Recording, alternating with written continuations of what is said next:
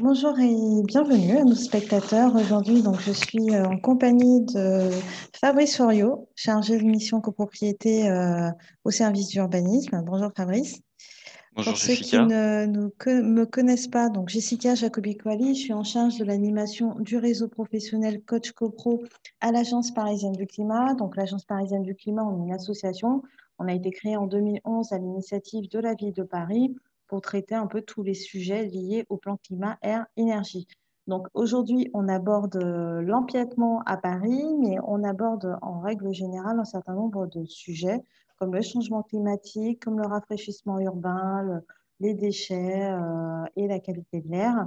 Et en termes de public, on travaille principalement avec les Parisiens, les particuliers, les copropriétaires, mais également vous, professionnels de la rénovation et plus globalement de l'immobilier. Afin d'accompagner les copropriétés dans leurs projets de rénovation énergétique, on a conçu en 2013 un outil web, une plateforme web gratuite pour les copropriétaires qui a pour but de les sensibiliser, de les informer afin de les accompagner tout au long de leur projet dans une rénovation énergétique en copropriété. En parallèle de cet outil consacré aux copropriétaires, on a mis également à leur disposition un annuaire de professionnels. Sur cet annuaire, on retrouve l'ensemble des acteurs qui sont à même d'intervenir dans un projet de rénovation énergétique. Donc, ça va du syndic qui a déjà accompagné une copropriété dans un projet de rénovation énergétique, au maître d'œuvre, en passant par l'entreprise de travaux, le chauffagiste, etc. Aujourd'hui, nous sommes ensemble sur ce Solution Pro parce qu'on cherche aussi à favoriser les échanges entre professionnels, faciliter aussi l'accès à la formation. On organise tout au long de l'année des formations, donc en collaboration notamment avec l'UNSFA 75 et le GEPA, donc une formation sur la rénovation énergétique. Vous pouvez d'ores et déjà noter, cette prochaine formation aura lieu le 1er et le 2 décembre 2020. Donc voilà, vous allez avoir normalement toutes les informations sur notre agenda. Et puis, on est là aussi pour échanger les bonnes pratiques, permettre aussi une montée en compétences, un partage de connaissances de la filière. Ce dispositif, cette plateforme web Coach CoPro a été créée par l'Agence parisienne du climat, mais est également déployée à l'échelle nationale et plus précisément à l'échelle de la métropole du Grand Paris. Donc, nos actions, les actions qui sont menées aujourd'hui par l'APC sont également menées par les autres agences locales de l'énergie. Donc, en fonction de vos projets, si vous avez des questions, si vous souhaitez contacter une agence, vous pouvez éventuellement vous reporter à cette carte ou sinon me contacter afin d'avoir les bons contacts sur 93, 92 ou encore 94. Donc, je ne serai pas plus longue sur le Coach CoPro. N'hésitez pas à revenir vers nous si vous avez des questions. Je suis un peu la porte d'entrée pour vous à l'Agence parisienne du climat. Sans plus tarder, je vais laisser la parole à Fabrice qui va nous parler aujourd'hui d'empiètement. Pourquoi l'empiètement? Parce que nous, on traite des sujets de rénovation énergétique. Ce qui dit rénovation énergétique dit souvent isolation thermique par l'extérieur. Et voilà. Et là, on se retrouve parfois confronté à des couacs d'empiètement sur les parcelles voisines. Donc, il nous a semblé intéressant de partager avec vous une fois de plus les notes et les créations de l'APC qui faciliteraient aussi le travail, votre travail au quotidien. Cette note a été présentée aux copropriétaires. On est là pour en donner de l'information et partager aussi avec vous. Donc, n'hésitez pas tout au long de l'événement. Si vous avez des questions, vous avez un onglet questions et réponses. Je vous invite à poser vos questions directement dans cet onglet. On va y répondre et sinon échanger aussi avec nous directement dans le chat. Voilà, merci à vous. Eh bien, merci Jessica. Est-ce que le son passe et Oui, c'est parfait. est-ce que l'image est partagée? Ouais, c'est parfait aussi. Il est en plein Eh, écran. eh bien, il n'y a plus qu'à avancer. Merci à toutes et à tous de nous avoir rejoints pour cette présentation concernant les conventions d'empiètement. Il va s'agir d'abord de méthodologie.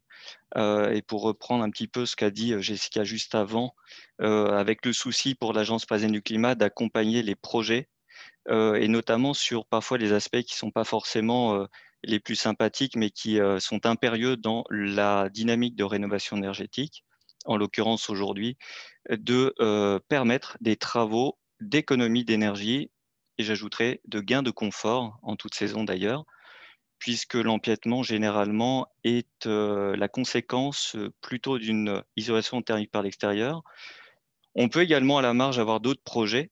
On peut avoir par exemple la pose de panneaux solaires qui implique un empiètement ou d'autres dispositions. Je pense notamment à la végétalisation, mais c'est vrai que de manière plutôt commune, il s'agit d'isolation par l'extérieur.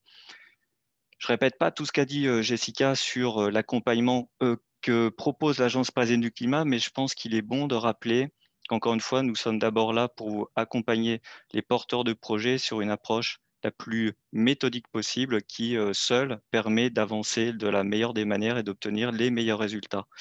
Donc voilà, on va parler dans un premier temps de tout ce qui est à l'origine des périmètres de l'empiètement, c'est-à-dire identifier l'ensemble des contraintes. On va commencer par définir forcément ce qui génère ces contraintes, donc les limites séparatives, effectivement, entre des parcelles. À Paris, on n'en a pas loin de 70 000. Et il convient effectivement, je m'adresse là plutôt aux copropriétés, de définir, d'identifier, pardon, les voisins. Est-ce qu'il s'agit d'une analogue, d'une copropriété? Est-ce qu'il s'agit d'un espace public, par exemple un bailleur social, du foncier public, ou s'agit-il d'une propriété unique? C'est généralement un préalable qui tombe sous le sens, mais dont on vérifie assez souvent quand même que c'est une des premières problématiques. C'est d'ailleurs pour ça qu'elle apparaît ici en premier. C'est de définir encore une fois qui est notre voisin. Une deuxième contrainte qui apparaît également forcément un petit peu plus après, une fois qu'on a fait connaissance, c'est des considérations un petit peu techniques à la croisée des chemins, typiquement. Est-ce que si je viens à empiéter chez le voisin, cela ne va pas générer des conséquences fâcheuses de type on vient dégrader une accessibilité? Alors j'ai mis un exemple assez caractéristique sur les pompiers, les voies pompiers, mais pas seulement, hein. S'il s'agit d'une voie de passage, il ne faudrait pas que celle-ci vienne dégrader l'isolation qu'on viendrait poser. Bref, tout un tas de petits paramètres qu'il convient d'identifier, là encore en avançant par méthodologie dans le projet, avec l'inventaire des dispositions impactées par l'éventuel projet d'empiètement sur la parcelle voisine. Le troisième point sur les contraintes techniques, cette fois-ci, c'est dans le cadre, encore une fois, d'un ravalement, par exemple, avec l'embarquement d'une isolation. Est-ce qu'il va être aisé ou pas d'échafauder? Est-ce qu'on a des réseaux? Est-ce qu'on a des conduites qui sont filantes sur la paroi et qui viendraient générer une petite ou une grande complication dans le cadre de ce projet? On est là, en fait, finalement, dans le processus global de faisabilité dans lequel on vient juste incorporer les 3 éléments que je viens de citer de manière simplifiée, mais qui doivent être incorporés, encore une fois, à une faisabilité plus générale, faisabilité urbanistique. Ce n'est pas le moment de la développer, mais tous les maîtres d'œuvre, les architectes, les bureaux d'études qui sont là aujourd'hui savent, je le pense, à peu près de quoi il en retourne. Donc voilà. Euh, Selon que l'on empiète sur une parcelle publique ou sur une parcelle privée, on va adopter une méthode un petit peu différente. J'aurais tendance à dire que lorsque l'on empiète sur une parcelle publique, a priori, on engage un processus où euh, on va avoir normalement un feu plutôt vert, c'est-à-dire que, et dans la stricte continuité des politiques publiques visant à la rénovation énergétique, ces mêmes collectivités, en l'occurrence par exemple la ville de Paris, mais pas seulement, encouragent les travaux d'économie d'énergie et donc, par conséquent, l'ensemble des directions voient plutôt d'un bon œil ce genre d'action. Ce qui ne veut pas dire qu'à la marge, il y aura encore une fois des complications qui sont généralement plutôt d'ordre juridique que technique. Encore une fois, juste pour dire qu'une fois qu'on a identifié que notre voisin sur lequel on est amené à éventuellement empiéter pour nos travaux. Si celui-ci est public, ça sera plus facile. Ce qui va être en revanche très important de bien mettre en place, c'est la correspondance. Correspondance, donc identification de quelle direction de la ville il s'agit. Alors là, dans l'exemple que j'ai mis en avant, il s'agissait de la DEV. au sein de laquelle il y a tout un processus qui est clairement identifié et dont il convient finalement de suivre le cours. Donc encore une fois, il n'y a pas vraiment d'obstacle lorsque l'on s'engage à empiéter sur une parcelle publique. Le seul petit, la petite chose que l'on peut ajouter, c'est plus le délai. Effectivement, en face plutôt un avis favorable global, on aura en revanche, il faudra l'avoir à l'esprit, c'est que c'est un processus qui peut prendre un certain temps, depuis l'initiation de la correspondance jusqu'à la fin, à l'obtention d'une, ça s'appelle comme ça, une convention ou une attestation d'occupation temporaire. Les bons interlocuteurs, lorsque parfois on rencontre néanmoins des petites difficultés, que ce soit, je suis toujours là dans l'espace public, mais également dans l'espace privé, ce sont les mairies d'arrondissement. Une correspondance avec les maires d'arrondissement peut contribuer à fluidifier un petit peu, à faciliter la prise de contact ou parfois le dialogue qui peut ne pas être toujours absolument non pas cordial, il est cordial, mais qui permettent d'avancer dans le projet. Il y a toujours effectivement cet impératif du calendrier, et notamment pour les copropriétés.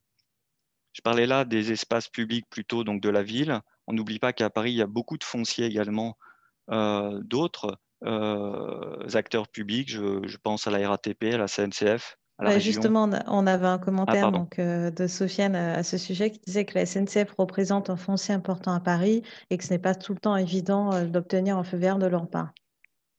Alors, je ne sais pas, j'ai eu quelques exemples, moi, dans mes accompagnements avec la SNCF. Je ne sais pas à quel point il est plus difficile d'obtenir le feu vert que d'obtenir le bon contact. C'est généralement des enjeux. C'est-à-dire que parce qu'effectivement, la SNCF, si ce n'est un des plus grands, voire le plus grand foncier à Paris, c'est trouver le bon interlocuteur selon leur territorialisation, j'imagine. Là encore, je le mets un peu plus loin, ça sera sans doute une des marges de progression en termes de mise en relation des interlocuteurs au sein, ça vaut pour la ville parfois, RATP, SNCF, etc. Je ne sais pas si c'était vraiment la question, mais on pourrait y revenir peut-être à... Non, mais c'était plus effectivement un commentaire qui D'accord, attestait un peu ce que tu disais par rapport au foncier. d'accord. Donc voilà, peut-être pour synthétiser encore une fois sur l'approche concernant l'espace public, il est encore une fois plutôt favorable a priori, avec toujours le soin de l'application dans la méthode. Sur l'espace privé, dit autrement une copropriété, une propriété ou des acteurs qui sont donc privés, ça peut être une fondation, voilà, il y a pas mal d'autres acteurs, mais la grande majorité, ça sera plutôt des copropriétés. Là encore, même topo, c'est toujours de bien l'identifier. Alors, identifier comment? Est-ce qu'on peut entrer en correspondance avec le syndic s'il s'agit d'une copropriété? Est-ce que les voisins se connaissent préalablement? J'injecte déjà, mais je le redirai plus loin. Dans le cadre de la réalisation d'un audit global, il est vraiment pertinent d'évaluer cet élément le plus tôt, notamment si on identifie que, par exemple, le grand classique, un pignon représente un gisement d'économie d'énergie et que ce pignon surplombe une parcelle voisine et qu'il s'agit d'une copropriété, il est vraiment important de prendre attache le plus tôt possible. Prendre attache, ça signifie désigner, identifier le voisinage et donc là encore, je le dirai plus loin, mais l'Agence parisienne du climat peut très éventuellement contribuer à identifier les acteurs. Donc voilà, j'avais empiété, c'est le cas de le dire, sur le deuxième point, c'est lors de l'audit, encore une fois, on en remet une couche. Il est vraiment très pertinent d'envisager le plus en amont possible le gisement que représente l'intervention sur une façade. Et quand celle-ci surplombe, encore une fois, une parcelle voisine, il est vraiment important de le signaler à tout le monde, la copropriété qui viendrait à empiéter, lui dire que les choses ne se font pas peut-être aussi simplement qu'il y paraît, et puis les voisins.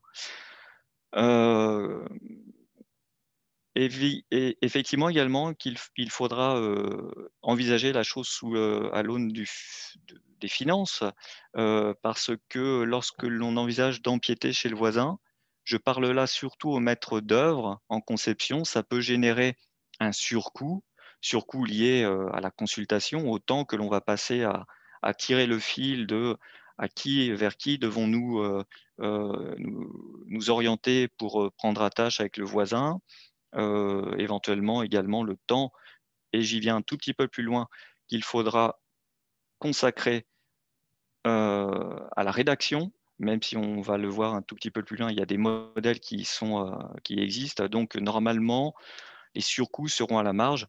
Et je l'évoque tout à la fin, les surcoûts liés à la très éventuelle, mais on essaiera de la rendre marginale, transaction financière. Une fois qu'on a un petit peu planté le décor, il s'agit maintenant de mettre en œuvre la convention. On le verra à la fin, la convention, encore une fois, c'est un document juridique entre deux parties. Et sur cette mise en œuvre, il y a, on va le voir là tout de suite, une approche théorique qui repose sur un cadre réglementaire et puis la pratique. Et on va voir généralement la pratique est plutôt favorable. euh, Elle encourage finalement tout le monde à s'inscrire dans des démarches un petit peu simplifiées. Donc je vais néanmoins commencer par l'approche théorique. Sur un empiètement concernant le domaine public, normalement, alors pour ce qui concerne la ville, il y a des documents pré-rédigés qu'il convient de remplir et de faire passer, pardonnez-moi la formule, mais dans la moulinette administrative, de telle sorte qu'à la fin, eh bien, la convention d'empiètement soit scellée afin de garantir la pérennité et la solidité juridique du montage qui fait qu'il pourra y avoir une action, par exemple, visant à isoler par l'extérieur en même temps que de procéder au ravalement. Encore une fois, il y a beaucoup d'exemples qui sont là pour montrer que c'est possible. Seul petit écueil et peut-être sans doute une marge de progression pour tout le monde, c'est notamment sur la temporalité qui est parfois malheureusement peut décourager ou en tout cas devenir un peu s'opposer à l'urgence de certains travaux.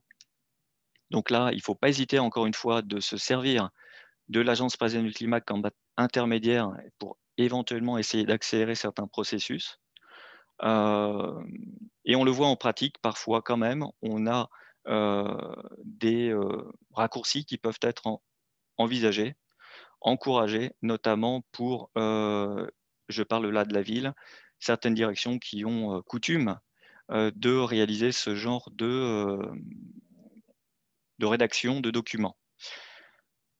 Sur le domaine privé, alors avantage, inconvénient, c'est généralement, cette fois-ci, on peut difficilement faire l'économie du contrat, du document qui devient contrat une fois que les deux parties l'auront signé. Alors les deux parties, c'est bien évidemment la copropriété empiéteuse et celle qui est empiétée. Et effectivement, il faudra à la fin que ceci soit validé par un juriste. Donc, en l'occurrence, ça sera le notaire. J'attire l'attention sur certains termes qui apparaissent sur ce genre de documents qui peuvent faire un petit peu peur, et notamment la partie empiétée, avec des termes, là j'ai écrit perpétuel. Alors perpétuel, effectivement, ça peut faire peur parce qu'on se dit, bon, ils sont chez nous ad vitam aeternam, ce qui n'est pas exact, puisque dans le même document, il est écrit que si toutefois il y a, je prends souvent l'exemple de, par exemple, d'une copropriété qui accorderait l'empiètement, mais qui aurait à X plus quelques années le projet de surélever.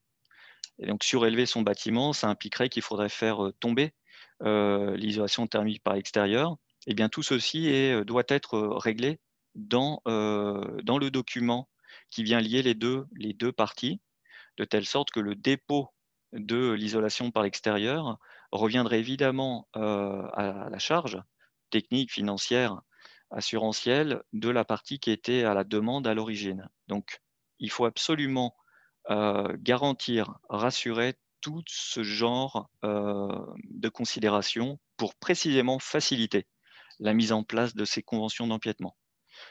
Euh, Donc voilà, j'ai mis en pratique effectivement ce genre de disposition est généralement accordé très rapidement. On sait très rapidement si le voisin est plutôt d'accord ou pas avec le principe. Et quand il ne l'est pas, c'est-à-dire la situation la plus défavorable, encore une fois, on n'hésite pas à revenir vers l'Agence parisienne du climat pour essayer de faire un petit peu de conciliation si besoin, de reprendre des éléments factuels pour, encore une fois, favoriser la négociation. On n'oublie pas non plus ce que j'ai dit sur la page d'avant, à solliciter la mairie d'arrondissement qui peut être un allié utile. Voilà ce que je pouvais dire sur une approche un petit peu synthétique. Sur la procédure, alors, je ne vais peut-être pas rentrer forcément là dans l'ultra détail, puisqu'on a planté encore une fois un petit peu le décor initial, puis précisé les choses d'un point de vue rédactionnel. Hop, je passe à la page suivante. Je vais quand même revenir point par point sur la démarche. Vous l'avez tout en haut de la page. Encore une fois, vous m'indiquez s'il y a des difficultés de visualisation, mais j'ai vraiment, c'est important de rappeler que la faisabilité finalement de l'empiètement doit être vraiment associée à une faisabilité plus générale, faisabilité urbanistique. On gagne du temps. On vérifie avec à la fois les services d'urbanisme de la ville, avec les architectes des bâtiments de France si besoin, le caractère envisageable et à quel niveau, dans quel cadre de procéder par exemple à une isolation par l'extérieur. Et conjointement, on engage le processus de consultation de la partie voisine pour faire en sorte que soit facilité et accepté l'empiètement. On prend en tâche également avec les notaires. Alors, le notaire, on peut prendre celui que l'on veut, mais on peut garder, on peut être fidèle à celui de la copropriété si toutefois on a déjà un engagement. La rédaction de la convention, finalement, encore une fois, nous avons des modèles qui sont, d'ailleurs, vous les trouverez en fin de présentation, euh, qu'il convient parfois d'ajuster, mais ne serait-ce que de remplir les trous avec les mentions qu'il suffit de préciser, ça fait très généralement l'affaire. Euh, le montant de la redevance. Alors, souvent, c'est un sujet, j'imagine qu'il va y avoir des réactions, des questions à ce sujet. Justement, on avait déjà une question à ce sujet. Alors, Le coût que représente l'empiètement pour une copropriété en moyenne. eh ben, j'ai pas de réponse toute faite. J'ai envie de dire, idéalement, il faudrait que ça soit 0 euros. Pourquoi je dis ça? Parce que il serait malvenu pour nous, quand je dis nous, pouvoir public ou assimilé, d'encourager le fait, enfin de normaliser le fait qu'il y ait absolument une transaction financière. Je pense que ce qu'on a de mieux à dire face à cela, c'est que tout le monde a à gagner, l'intérêt général a à gagner dans cette dynamique globale d'intervention de rénovation énergétique, et que celui qui demande à empiéter chez le voisin, peut-être qu'un jour, ça sera celui qui est empiété qui aura besoin de la même bienveillance d'un autre voisin. Par ailleurs, et avant d'aller sur la transaction, il y a généralement des échanges de bons procédés. C'est-à-dire qu'est-ce que pourrait apporter le voisin qui empiète, qui demande en tout cas à empiéter, qu'est-ce qui pourrait faire plaisir au voisin. Alors, est-ce qu'on lui achète 2, 3 pots de fleurs? Est-ce qu'on végétalise un tout petit peu sa cour intérieure, etc. Est-ce qu'on combine une isolation par l'extérieur avec une végétalisation? Bref, d'engager un processus, enfin un dialogue, pour parler tout à fait simplement, avec le voisin, de telle sorte que on évite la transaction. Et si toutefois il y a absolument un caractère impérieux d'une transaction, eh bien je pense qu'il faut raison garder et de convenir un échange raisonnable dans celle-ci. Et pour répondre à la question que tu m'as relayée, généralement, il ne faut pas que ça dépasse les quelques centaines d'euros, je dirais. Au-delà, ça deviendrait très généralement, lorsqu'il y a des demandes de transactions qui dépassent des milliers d'euros, voire des dizaines de milliers d'euros, on ne va pas se mentir, ça veut dire que le voisin ne souhaite pas être empiété. Bon, j'ai envie de dire, autant qu'il soit clair dans le propos plutôt que de demander un dédommagement qui ne correspond à pas grand-chose.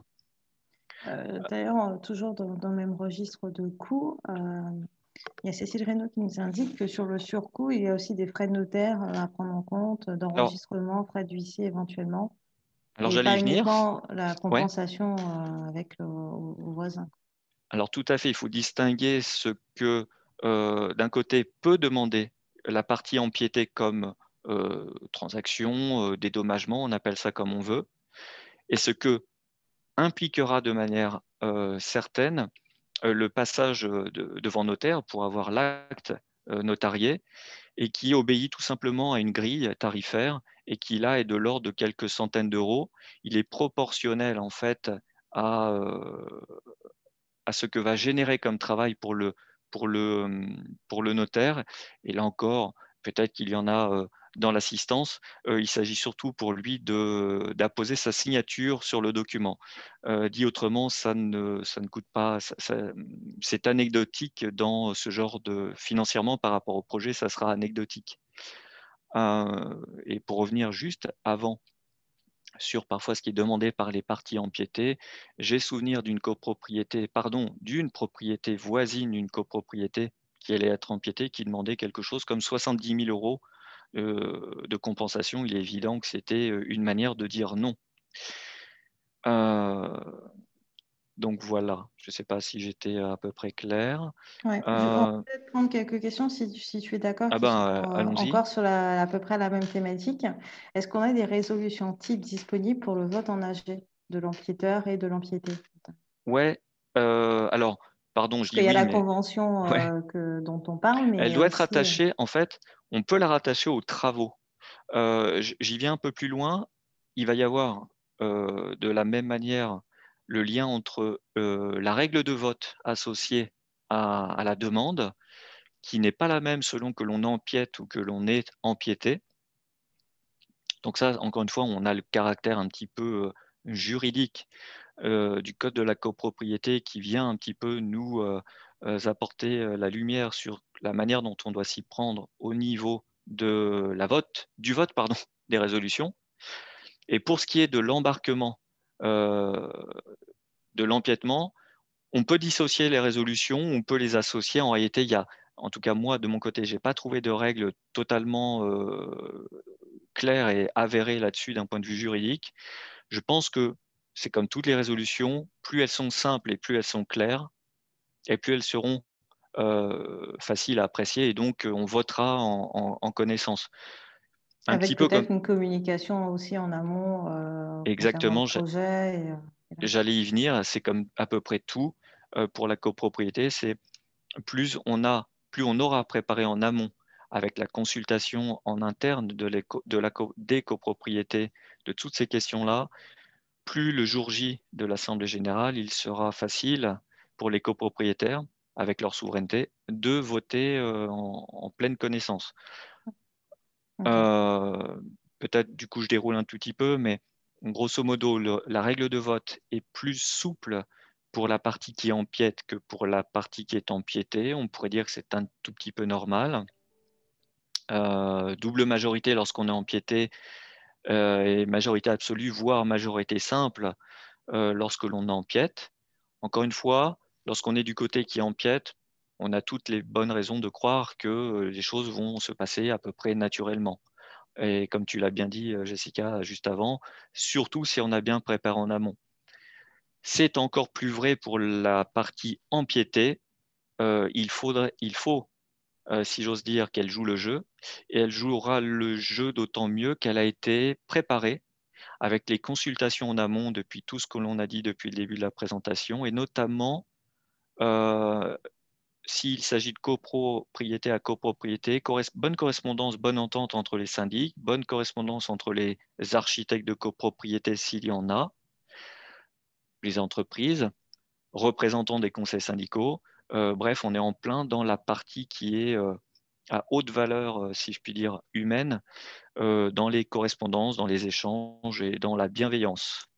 Et Fabrice, peut-être aussi pour préciser les sources, nos sources, dans quelles sources as-tu utilisé pour rédiger cette note? Parce que j'ai une question aussi en lien avec à la fois euh, l'article pour le vote pour les empiétés, donc l'article Ouais. 26, donc tu l'as confirmé, et on te faisait remarquer, enfin la source, on te demandait la source utilisée et est-ce que c'est valide juridiquement, pour rappel comme c'est une note informative, et est-ce qu'il y a une jurisprudence sur cette question, notamment par rapport à l'article au vote de l'article 26. Alors, je dirais, jurisprudence, en tout cas, je n'en ai pas à l'esprit. Tout ce que je peux dire, et c'est la page d'après, tout ce que j'ai dit là, effectivement, ça repose sur des dispositions qui apparaissent dans le code de la copropriété. Donc, on a en face de certains types de votes, de travaux, de décisions, c'est mieux dit comme ça, de décisions, une règle de majorité en fonction de cette décision prise par les copropriétés. Donc, la source, c'est la loi de 65, le code de la copropriété. Ça repose, c'est la page suivante, également beaucoup sur un travail de collecte d'exemples pour dire que tout ce que j'ai dit là, on va vite s'apercevoir qu'en réalité, lorsque les parties s'entendent, c'est très assoupli. C'est-à-dire que lorsque les parties s'entendent et que on s'aperçoit qu'il s'agit juste de bon sens, il y a assez peu de, pardonnez-moi de l'expression, mais de bâtons dans les roues. En revanche, ça n'enlève rien à tout ce qui doit être fait, encore une fois, dans le processus global, c'est-à-dire on s'assure de la pertinence d'agir, on s'assure de la correspondance, de qui avons-nous comme voisins, de la présentation des projets, de la rédaction de la convention, du passage devant notaire, de telle sorte que, parce que j'avais eu l'exemple, j'ai présenté cette note il y a 2 ou 3 semaines à un grand public, et souvent on me demandait, est-ce qu'on est obligé de faire cette convention? Moi, j'ai tendance à dire que oui, il faut la faire. Pourquoi? On retient qu'à Paris, il y a un turnover assez important des copropriétaires. Et imaginons que de 8 ans, si j'ai pas de mémoire, imaginons que dans 2 décennies, des copropriétaires s'interrogent, mais au fait, comment ça se fait qu'ils empiètent chez nous et que ceci engage un processus conflictuel, voire un contentieux, eh bien, on sera content de pouvoir s'appuyer sur une convention qui vient consolider, matérialiser et valider cet empiètement. Donc, encore une fois, je pense qu'il faut faire en sorte de réaliser l'ensemble des démarches jusqu'à la convention totalement dans les clous juridiques, euh, quitte à, par exemple, avoir des règles de vote qui peuvent être simplifiées. Ça, c'est à la discrétion de toute copropriété. On peut tout à fait simplifier une règle de vote. Simplement, il faut que les gens s'entendent dessus. Euh, donc voilà. Alors peut-être pour résumer, parce que j'ai plusieurs fois la question, donc pour Ouais, la copropriété qui empiète, article 25, second ouais, vote article 24, et pour la copropriété empiétée, obligatoirement article 26. voilà. Parfait. Évidemment, quand il s'agit de copropriété du côté empiété, et il se trouve qu'à Paris, on n'a pas toujours, encore une fois, des copropriétés. Il peut s'agir d'un local de la RATP, il peut s'agir d'un foncier de la SNCF ou de la ville. Et encore une fois, on sera là à rattraper sur une approche juridique simplifiée, puisqu'on a un seul interlocuteur et que le cheminement, encore une fois, a priori, est plutôt favorisé. D'ailleurs, petite question par rapport justement à l'espace dont tu parlais, par rapport à la SNCF. Parfois, donc, il nous indiquait qu'il y a une limite entre la parcelle de la SNCF et d'une copropriété qui s'appelle une surlargeur, si je dis pas de bêtises. Et donc, enfin, c'est quel le statut pour cet espace? Je ne sais pas ce qu'on appelle une surlargeur, c'est ça? Ouais, c'est ça, c'est une surlargeur et en fait, c'est l'espace entre finalement la parcelle SNCF et la copropriété. Entre les deux, il y a aussi parfois un espace d'1 mètre, un peu plus d'1 mètre. Je Et pense que comment, en fait, l'enjeu, il c'est est, sur quel statut, en fait, quel est le statut de cet espace? je ne sais pas. Là, comme ça, je pourrais pas dire quel statut. Je pense que forcément, il appartient à quelqu'un ou à un autre, mais selon toute vraisemblance, pas aux deux. Ou alors, si c'est vraiment quelque chose de mitoyen, il faudra envisager sans doute une consultation qui sera visiblement plus simple à la fin, puisque ça serait éventuellement mitoyen. Mais encore une fois, je méconnais là ce statut précisément. Une fois de plus, c'est voir aussi le bon interlocuteur peut-être C'est à la toujours le bon SNCF. interlocuteur. Avec la SNCF, il y a quand même un point de vigilance, mais c'est vrai que là, juste à l'instant, j'ai à l'esprit, par exemple, un surplomb de voie où j'ai eu ce cas à plusieurs reprises. Il y a vraiment un enjeu évidemment là, de sécurité. Donc, il faut être quand même vigilant, prudent sur le caractère également faisable. Hein, c'est un petit peu l'analogue des accès pompiers, par exemple, de maintenir une intégrité d'une voie d'accès. Et il est évident qu'avec la SNCF, il y aura sans doute des situations où il conviendra de s'interroger sur la pertinence en face d'enjeux de bonne circulation, d'implantation, je sais pas, de caténaires pour être à l'extrême, de choses comme ça. Après, quand c'est du foncier un petit peu plus classique avec moins d'enjeux circulation, je pense qu'il y a vraiment un gisement.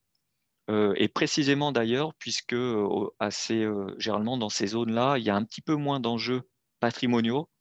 Donc je pense qu'il faut absolument creuser toutes ces faisabilités globales, ce que je disais tout à l'heure, faisabilité urbanistique et faisabilité juridique sur l'empiètement, si toutefois empiètement impérieux il y a.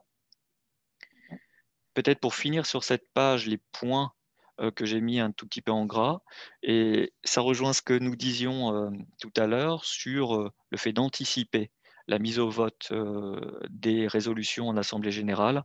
Encore une fois, idéalement dans le cadre d'un processus, depuis un audit global, on amorce dès la réalisation de cet audit l'identification. Hein, on va sur cadastre.gouv.fr, on va sur le PLU graphique de Paris, on clique sur les parcelles et on a les immatriculations. On essaie de prendre attache avec les propriétaires.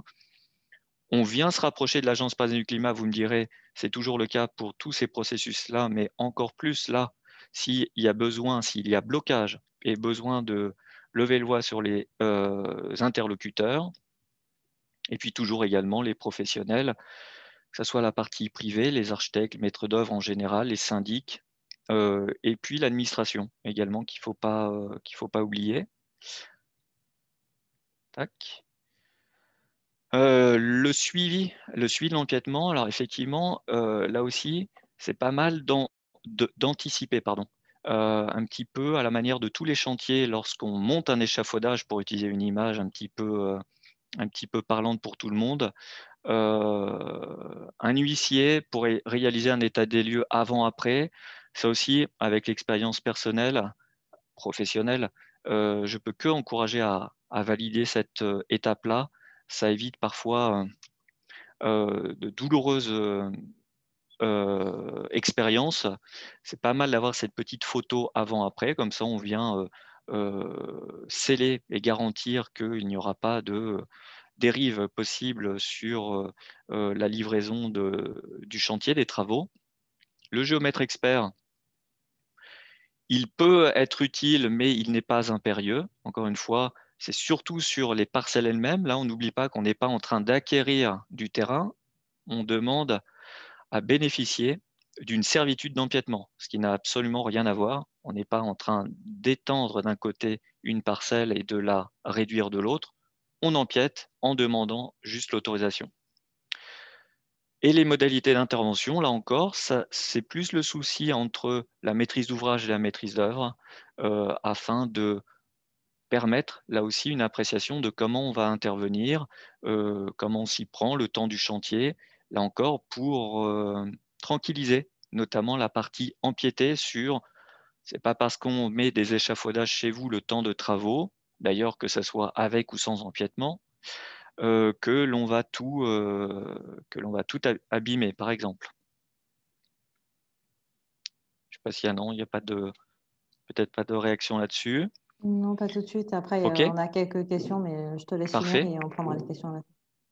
D'accord, je ne sais pas si le nouveau timing c'est bon, mais on en arrive de toute façon, grosso modo, à une conclusion. La conclusion, je crois, je vais essayer de pas trop lire. Je pense que ce qui est important pour faciliter, pour favoriser le développement et fluidifier de ces conventions d'empiètement, c'est vraiment de les associer totalement au processus global de rénovation énergétique, notamment en copropriété, de telle sorte que à la fin, on banalise. C'est-à-dire qu'empiéter sur une parcelle voisine, ça n'est pas nouveau. La seule petite nouveauté, pardon, c'est d'amplifier cette chose-là à la mesure de la rénovation énergétique, avec toutes les considérations qu'il faut néanmoins prendre en ligne de compte, le caractère patrimonial, architectural, la lecture du paysage de la rue, pour utiliser des terminologies, évidemment, voir la faisabilité technique de la chose, la pertinence. Encore une fois, je prends souvent l'exemple d'une façade, d'un pignon plein nord aveugle, très éventuellement avec des jours de souffrance. Ça serait tuer le gisement que de ne pas s'interroger sur l'isolation par l'extérieur, avec le besoin d'empiéter sur la parcelle voisine. Là encore, s'il y a besoin, l'Agence parisienne du climat pourra apporter son encouragement à aller vers ce type de travaux où ça tombe sous le sens. Donc, embarquer le plus tôt possible cette approche-là, cette méthodologie-là, identifier les interlocuteurs, c'est extrêmement important. J'ai envie de dire qu'en régime courant, les syndics, les conseils syndicaux ont vraiment belle à entrer en contact avec leurs voisins. Moi, ici, à l'urbanisme, je fais souvent, il m'arrive de faire cette démarche-là pour les bailleurs, avec par exemple parfois des projets d'ampleur où on a une douzaine de parcelles qui se disent bonjour et où il faut essayer de trouver les contacts des uns avec les autres pour faciliter l'écriture d'un projet qui soit le plus abouti. Et rien que ce processus-là peut être très long. Alors évidemment, quand on a 10 voisins, c'est quand même beaucoup plus long que lorsqu'on en a un ou deux. Mais néanmoins, je peux vous dire que plus tôt on le fait, et plus confortable est la suite des épisodes. On prend contact, on présente les éléments, c'est très factuel encore une fois. Si toutefois on a déjà un petit peu notre audit global qui est soit livré, soit en cours de réalisation, on peut présenter les arguments qui vont dans le sens de la grande pertinence de faire tout ça. On s'associe des alliés. Les alliés, c'est l'APC, c'est les mairies d'arrondissement, c'est l'administration générale dans la méthodologie, sans prétendre de la décision finale, mais en tout cas, voilà. Et puis la conviction, eh bien là encore, tout le monde aura à cœur de défendre sa partie et qui se recoupe à la fin sur l'intérêt général. Là encore, nous-mêmes, Agence parisienne du climat, conseillers, administration en général, la ville, l'État et les copropriétés et tout le petit monde de la copropriété, les syndics également. Ça, c'était la conclusion. Vous pourrez prendre connaissance d'exemples. D'ailleurs, c'est pour rebondir un petit peu sur tout à l'heure les questions sur les règles de vote ou comment ça se passe dans la vie réelle, plus simplement dit. Eh bien, dans la vie réelle, on s'aperçoit que finalement, on est rapidement mis au parfum, si je puis dire. Et notamment lorsque l'on empiète sur une parcelle privée, on sait rapidement si la tonalité est plutôt sur du vert que sur du rouge. Et si toutefois c'est plutôt du rouge, eh bien, il ne faut pas baisser les bras. Il faut prendre attache avec l'Agence parisienne du climat pour essayer de voir si vraiment il n'y a rien à faire ou si on peut quand même envisager une négociation. Je pense que le jeu en vaut la chandelle. Important encore une fois, de ne pas tout de suite baisser les bras lorsque l'on a été voir le voisin et qu'il nous a dit qu'il fallait soit mettre la main à la poche ou soit que c'était totalement inenvisageable. Je pense que vraiment les enjeux dont nous parlons, et je reviens sur l'introduction faite par Jessica, euh, adaptation et atténuation du changement climatique, ce ne sont pas des formules à l'emporte-pièce. Je pense que pour atténuer et pour s'adapter, il faut qu'il y ait des travaux. Et ces travaux, eh bien, pour les faire, il faut avoir des autorisations, parmi lesquelles celle à empiéter chez les voisins. D'ailleurs, concernant la convention d'empêtement là, que nous avons, est-ce que c'est valable uniquement en copropriété ou ça pourrait être utilisé dans l'habitat individuel, sur l'habitat individuel? Les deux. Effectivement, on s'en sert également pour le surplomb d'une parcelle où il s'agit d'une maison individuelle. On peut l'adapter. Généralement, pour les maisons individuelles, ça peut être plus simple. Ça a double tranchant, si je puis dire.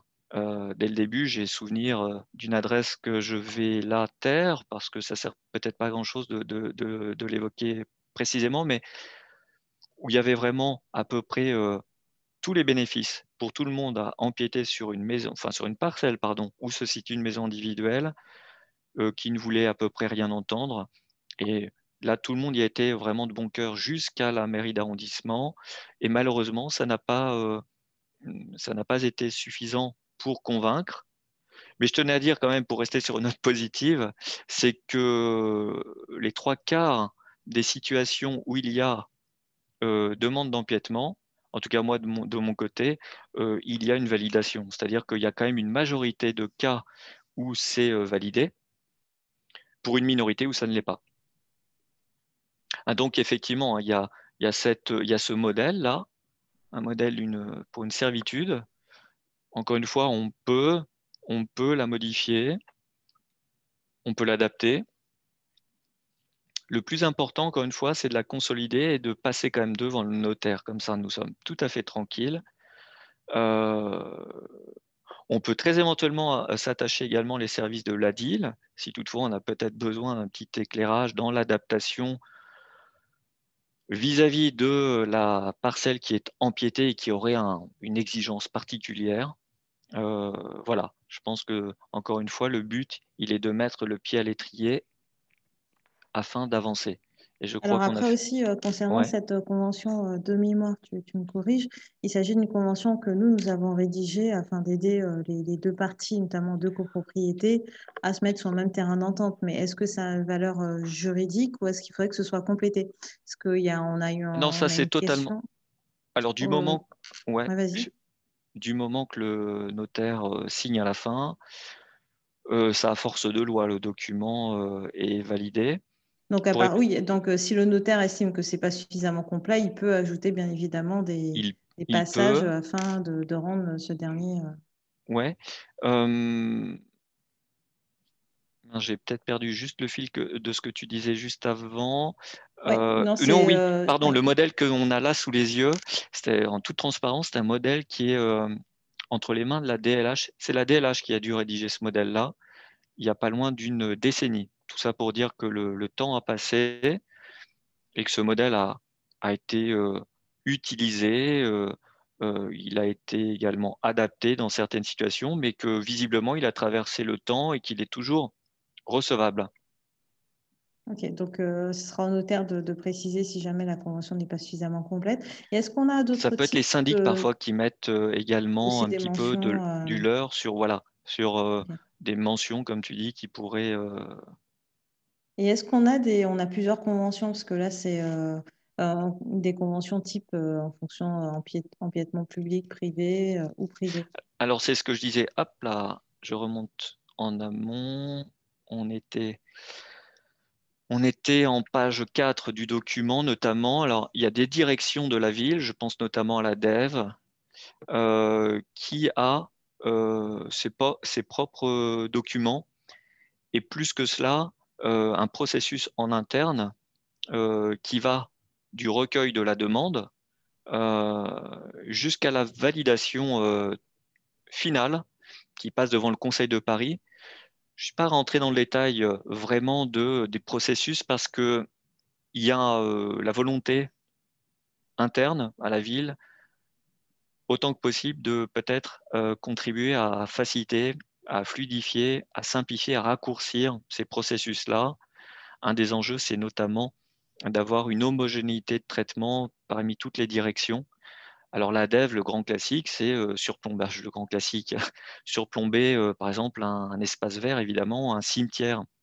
Ça peut paraître comme ça un peu étonnant, mais ce sont des situations que l'on peut rencontrer finalement assez régulièrement. Et ça se fait. C'est-à-dire que ça se fait plutôt bien, plutôt facilement. Encore une fois, la seule chose, c'est le temps de ce processus en interne, trouver les bons interlocuteurs et d'aller jusqu'au vote en Conseil de Paris. Mais encore une fois, ça se fait bien. Et donc, pour répondre à ta question, oui, il y a des adaptations de modèles, et notamment qui distinguent les pouvoirs publics, la parcelle publique sur laquelle on souhaite empiéter, de l'espace privé. Le modèle que nous avons là en fin de présentation est effectivement plutôt adapté pour l'empiètement sur espace privé. Ok, super. Alors, je vais commencer à te poser le reste des questions. Ouais. Il nous reste encore 10 minutes, donc n'hésitez pas à nous faire remonter vos questions. Alors, une question de Marc Prochasson de la mairie du 20e qui indique que dans le cadre de son travail, il a souvent rencontré des transactions qui dépassaient les 10 000 euros. Est-ce y a-t-il une jurisprudence, pardon, comme pour le droit à l'échelle, le droit aux À échelles? ma connaissance, non. À ma connaissance, j'ai pas de, mais je ne prétends pas qu'il y en ait ou qu'il n'y en ait pas. Alors 10 000 euros, après, ça dépend de quoi on parle, hein. Si effectivement l'empiètement représente 3 fois rien et qu'il faille débourser 10 000 euros, ça semble tout à fait aberrant.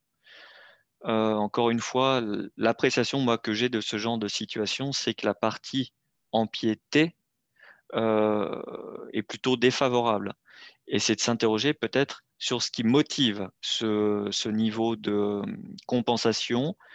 Là encore, mon expérience personnelle fait que parfois, et sans doute à défaut de garantie et notamment de sécuriser le chantier, il y a ce montant qui est demandé au cas où il y aurait des désordres. Alors généralement, le grand classique, c'est on surplombe une toiture, on surplombe une verrière, et si l'échafaudage tombe, ça se passe comment? Et Ouais. je prends un exemple à l'extrême, mais c'est pour illustrer parfois une des motivations à ces niveaux de compensation.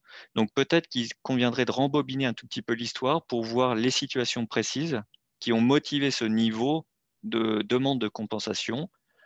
Voilà, on est entre nous. Il y a parfois effectivement des abus de voisins qui sont empiétés.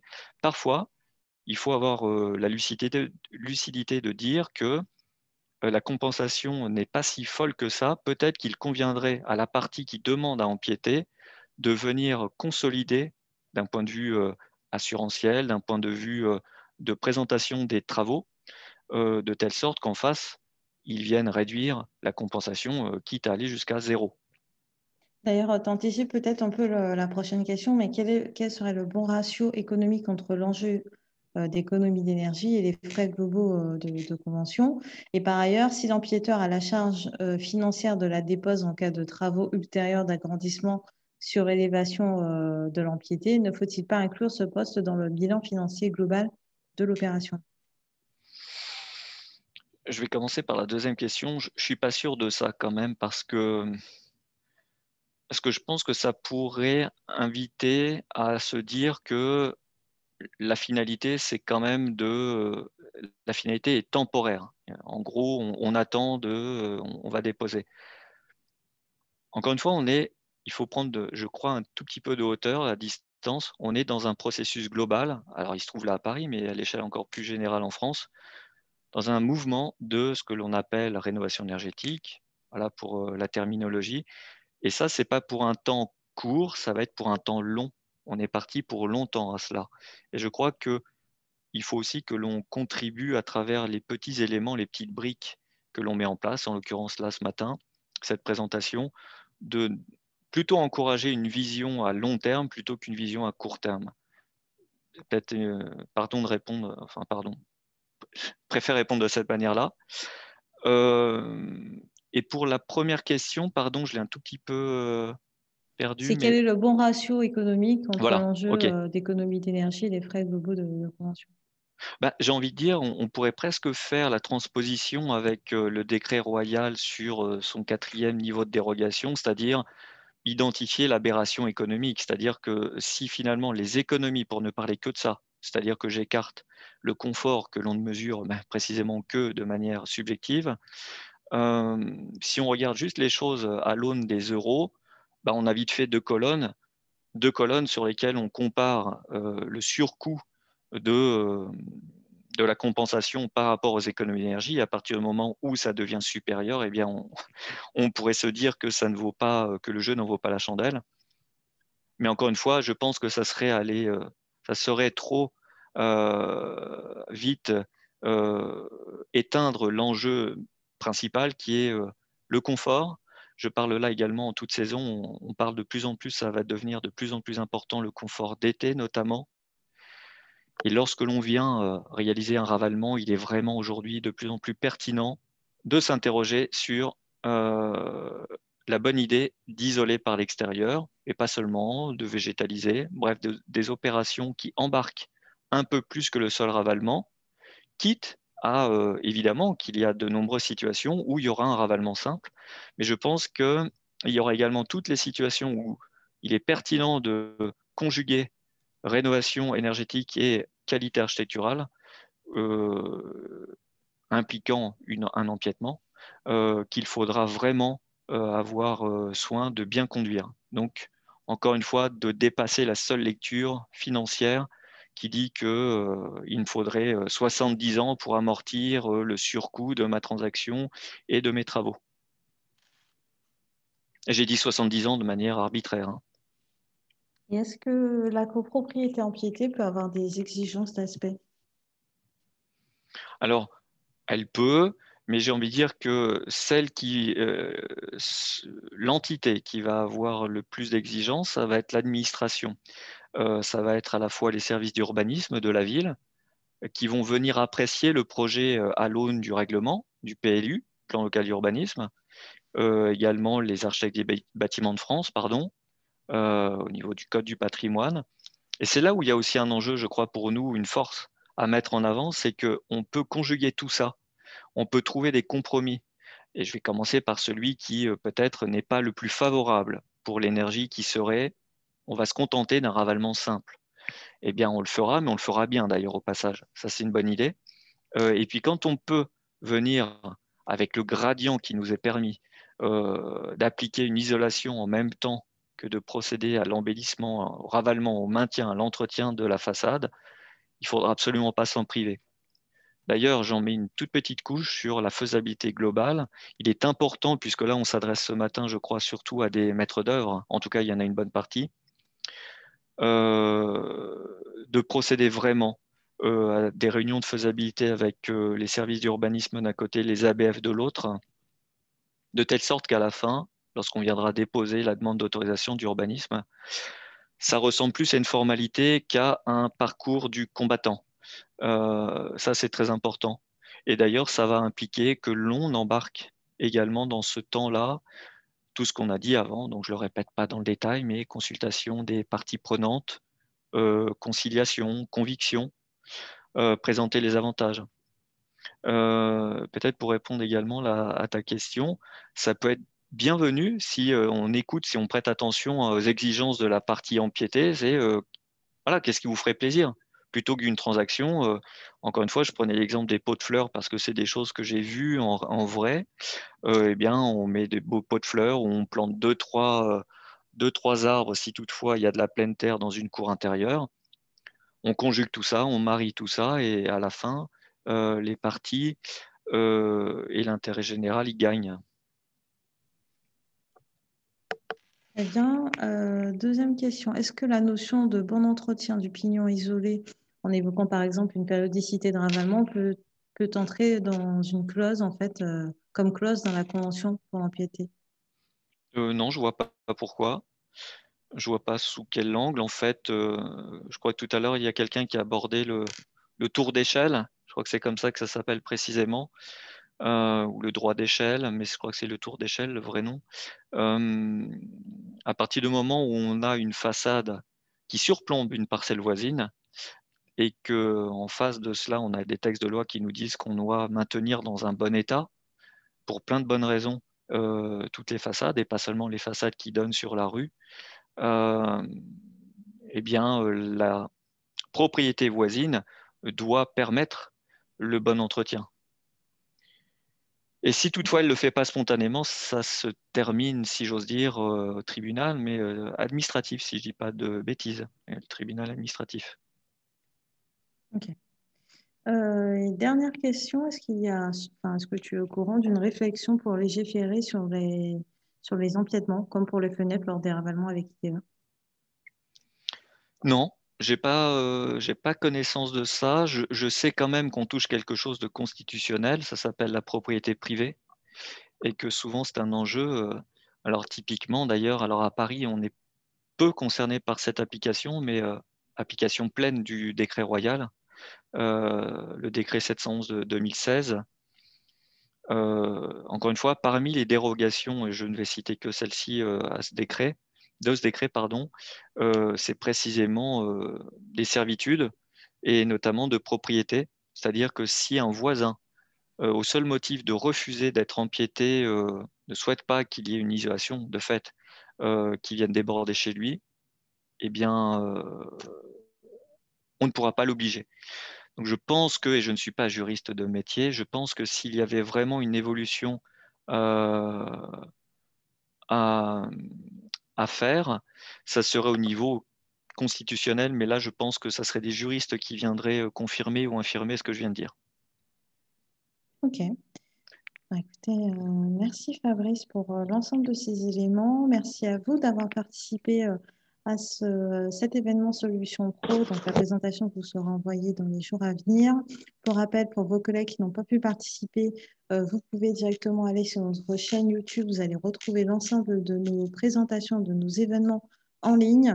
Et donc, cette dernière sera mise en ligne d'ici la semaine prochaine au plus tard. Pour ma part, je vous retrouve donc mardi, oui, mercredi, jeudi, pardon, voilà.